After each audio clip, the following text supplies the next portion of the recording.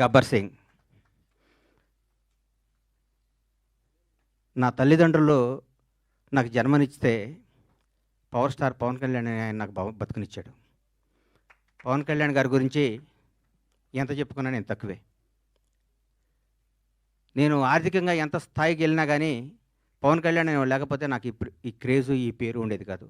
మామూలుగా చిన్న చిన్న వేషాలు వేస్తూ ఉండి అప్పటికి కూడా ఏ రోజు కూడా బండ్లా గణేష్కి క్యారెక్టర్ కావాలి, ఈ క్యారెక్టర్ బండ్లా గణేష్ అనే స్థాయికి నా జీవితంలో రావటం జరగలేదు. వేషాలు వేయటం జరుగుతూ ఉండేది, రకరకాలు ఉండేది. ఒకనొక టైంలో అప్పుడు అసిస్టెంట్గా ఉన్న మా block buster director Harish Shankar garu కూడా నాకు ఒక చింతకాయల రవి అనే సినిమాలో నన్ను రికమెండ్ చేసి అమెరికా పంపించారు అప్పట్లో. అప్పటి నుంచి మా సన్నిహిత సంబంధాలు మాకుండేవి. నన్ను నిర్మాతం చేశారు పవన్ కళ్యాణ్ గారు. ఒకరోజు పిలిచి ఎందుకు అన్నాడు, కానీ నువ్వు సినిమాలు చేస్తావు, నేను నిర్మాత చేస్తాను. నేను షాక్ అయ్యి, నేను నమ్మలేదు.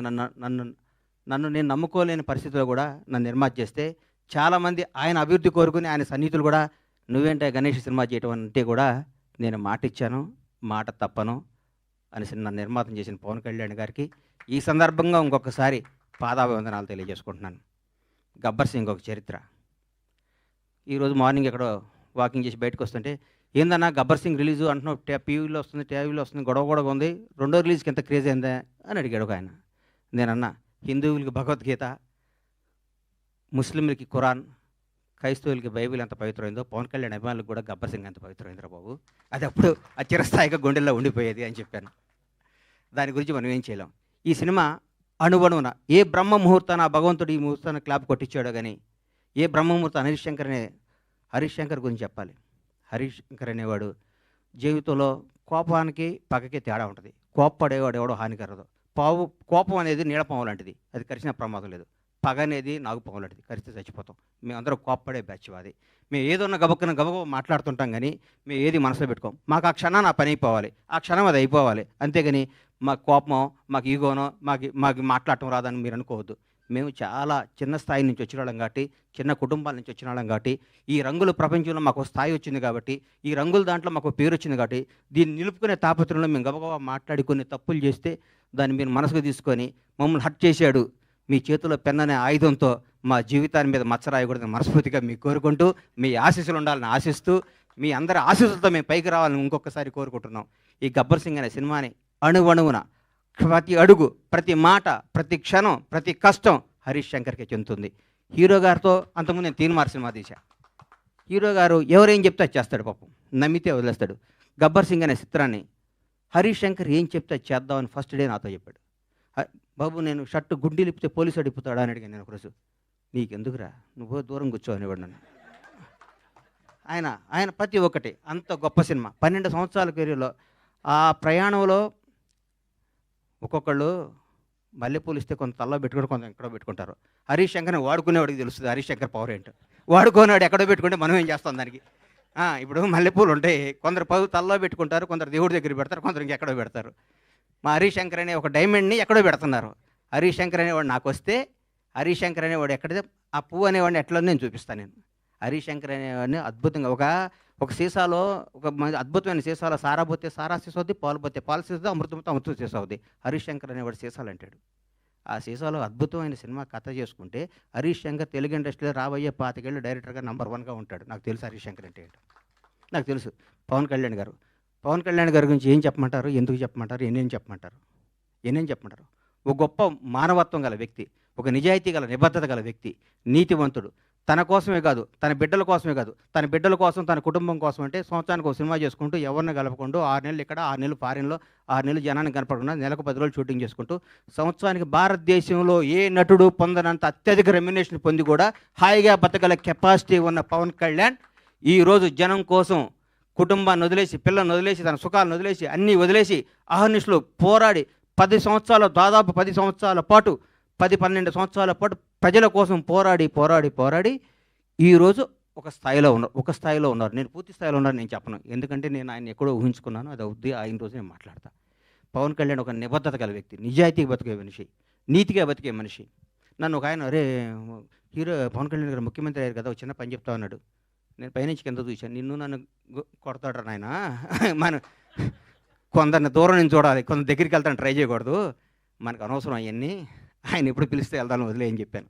అట్లాంటి పవన్ కళ్యాణ్ గారితో గబ్బర్ సింగ్ లాంటి సినిమా తీయటం, దాన్ని రిలీజ్ చేయాలని 1 ఇయర్ బ్యాక్ నేను నా మిత్రుడు మర్చిపోయాను. ఈ గబ్బర్ సింగ్ అనే సినిమాని ఎట్లా రిలీజ్ చేయాలంటే దీన్ని హీరో గారిని నాకంటే ఎక్కువ ప్రేమించేవాడు ఎవరున్నారు? ప్రేమించి ఈ సినిమా రిలీజ్ చేయాలి. ప్రేమించి ఈ సినిమా డైరెక్ట్ చేశాడు హరిశంకర్. ప్రేమించి ఈ సినిమా తీశాను నేను. ప్రేమించి అద్భుతంగా మ్యూజిక్ చేశాడు దేవిశ్రీ ప్రసాద్. ప్రతి ఒక్కళ్ళు రమేష్ రెడ్డి గారు కానీ, సతీష్ కానీ, ఆ కోడైరెక్టర్లు కానీ, మా బాబీ కానీ, రామారావు గారు కానీ, ప్రతి ఒక్కళ్ళు ఈ సినిమాకి మా విజయ్ కానీ డైరెక్టర్ అయ్యాడు విజయ్ కానీ ఒక్కళ్ళు కాదు మా హనుమంతరావు గారు కానీ, మా సుబ్రహ్మణ్యం కానీ, మా అయ్యప్ప కానీ, మా ప్రొడక్షన్ కానీ, మా టీం, మా శ్రీనివాస్ గారు కానీ, ప్రతి ఒక్కళ్ళు ఈ సినిమా ఇది కొట్టాలి సార్, ఇది కొట్టాలి, ఇది పండగ.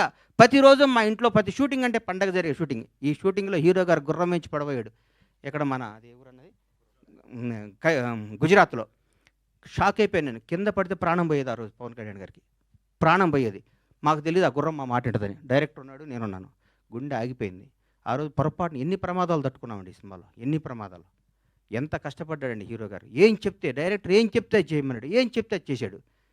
జనం దీనికి బ్రహ్మరథం పట్టారు. పవన్ కళ్యాణ్ అభిమానులు కడుపు నిండా ఒకే రోజు బిర్యానీ, చికెన్ బిర్యానీ, మటన్ బిర్యానీ అన్ని కలుపుకొని కడుపు నిండా నిద్రపోయిన ఈ సినిమాని ఈ విధంగా రిలీజ్ చేయటం నా అదృష్టం. మా సత్యనారాయణ గారికి, ఈ సత్యనారాయణ గారిని ఎందుకు ఎన్నుకున్నానంటే జనసేన నాయకుడు ఆయన. పవన్ కళ్యాణ్ గారిని నాకంటే ఎక్కువ అభిమానించేవాడు. పవన్ కళ్యాణ్ గారిని నాకంటే ఎక్కువ ఉన్నత స్థాయిలో చూడాలని గొడవ కూడా చేసేవాడు. అట్లాంటి ఆయన చేతిలో ఈ సినిమా పెడితే అద్భుతంగా ఉంటుంది. ఈ సినిమాని ప్రతి ఒక్కరూ ఈరోజు రిలీజ్ అయిందనే విధంగా చూసే విధంగా ఈరోజు ఇంత క్రేజ్ రావటం అంటే, గబ్బర్ సింగ్ రిలీజ్ అప్పుడు ఎన్ని ఫోన్లు వచ్చాయి, అన్ని ఫోన్లు వస్తాయి, నాకు టికెట్లు అని. నేను థియేటర్లకు ఫోన్ చేసిన టికెట్లు, సార్ ఇది సెకండ్ రిలీజ్ అని మేము ఆల్రెడీ అన్ని పెట్టేస్తే మొత్తం అయిపోయినాయి సార్, మాకే టికెట్లు లేవంటున్నారు వాళ్ళు. నేనేం చెప్పాలి, నాకు అర్థం కావట్లేదు. థియేటర్లు పెంచుతున్నాం, అద్భుతంగా చేస్తున్నాం. ఇది సినిమాని ఇంకొకళ్ళు రిలీజ్ చేయాలంటే కూడా గబ్బర్ సింగ్ అంత కలెక్షన్ రావాలని అనుకొని రిలీజ్ చేసే స్థాయిలో ఉంటుంది ఈ సినిమా రిలీజ్. ఏ సినిమా రిలీజ్ గబ్బర్ సింగ్లా కలెక్ట్ చేస్తండి అని ఏ సినిమా అయినా ఈరోజు తెలుగు సినిమా రంగం భారతదేశంలో తెలుగు సినిమా రంగం వైపు చూస్తున్నారు. ఒకప్పుడు బాంబే అనేవాళ్ళు, తమిళనాడు, చెన్నై ఎట్లా అనేవాళ్ళు.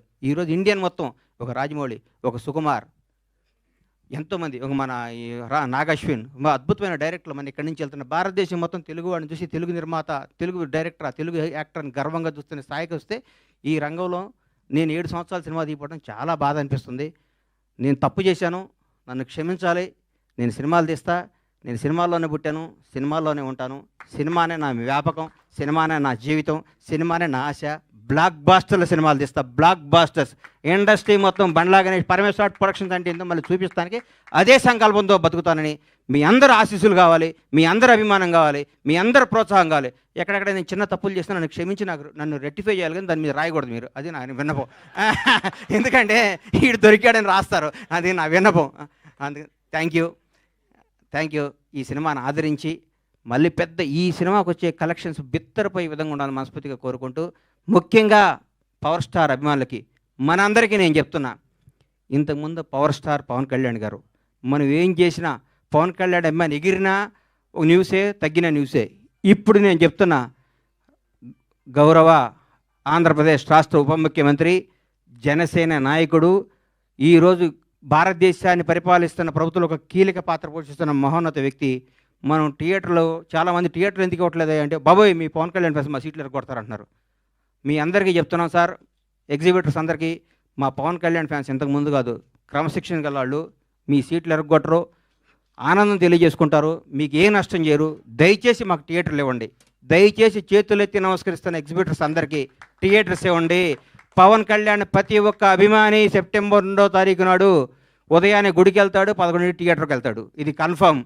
గుడికి వెళ్ళి పవన్ కళ్యాణ్ 100 ఏళ్ళు బతకాలనుకుంటారు, థియేటర్కి వచ్చి పవన్ కళ్యాణ్ ఉత్సవాలు చూసుకుంటారు. ఈ రెండింటిని మాత్రం మీరు మమ్మల్ని నిరుత్సాహపరచొద్దు. దయచేసి ఆంధ్రప్రదేశ్లో ఉన్న తెలుగు రాష్ట్రాల్లో ఉన్న ప్రతి ఎగ్జిబిటర్కి చేతులెత్తి నమస్కరిస్తే రిక్వెస్ట్ చేస్తున్నా, థియేటర్ మీ థియేటర్ పవన్ కళ్యాణ్ ఫ్యాన్స్ తరపున, పవన్ కళ్యాణ్ అభిమానుల తరపున, ఒక అభిమానిగా, పవన్ కళ్యాణ్ భక్తుడుగా నేను మీ అందరికీ మాటిస్తున్నాను. మా వాళ్ళు థియేటర్లు ఎరగొట్టరు, థియేటర్లు ఆగం చేయరు. పవన్ కళ్యాణ్ మనుషులు అండి మేము. మా బాస్ ఇలా ఆంధ్రప్రదేశ్ రాష్ట్ర ఉప ముఖ్యమంత్రి, జనసేన అధ్యక్షుడు, ఇంతకుముందు పవర్ స్టార్ కాదు. మేము మా దేవుడి కోసం మీకు ఏ హాని తలపెట్టాం, మేము అభిమానించుకుంటాం. ఈ గబ్బర్ సింగ్ సినిమా తీస్తే మాకు దైవ దర్శనం జరిగినట్టు, కాబట్టి మా దైవ దర్శనానికి మీరు ఆటంకం కలిగించొద్దని రిక్వెస్ట్ చేస్తున్నాం.